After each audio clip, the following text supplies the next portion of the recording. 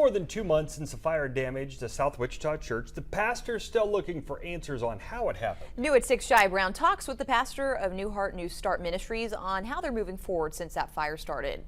Heart-Nu Start is still rebuilding after the church caught on fire on February 6th. You go inside the building and the smell is like something that triggers something in your heart. Causing damage to everything except a Bible. Pastor Larcina Gilmore says that Bible is what keeps her faithful in the church. Well, what it does is it lets you know that God's word is going to stand regardless of the situation. 2 months later, the church is working on reconstruction. They did some changes on the inside. I haven't seen it, so I'm waiting for the surprise myself. The Wichita Fire Department says the cause of the fire is still undetermined. All they know is it was arson, but personally, I believe it's the children in the neighborhood. Even still, Pastor Hernandez says his doors are always open. Until the sanctuary reopens, the Heart-Nu Start congregation is combining with another church.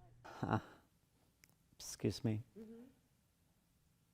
I know the love of God, and I know His mercy. It breaks your heart to see evil people, because there is people that with a maligned heart. And Heart-Nu Start is just trying to get back to what it once was. We have insurance, but they haven't paid out because they had to get an in report from the fire investigator, should I say. We have had to come out of pocket. Jaya Brown, 12 News. A surveillance video from that night has been turned over to police. Members continue to pray for answers and hope to find a way to replace the rest of their equipment.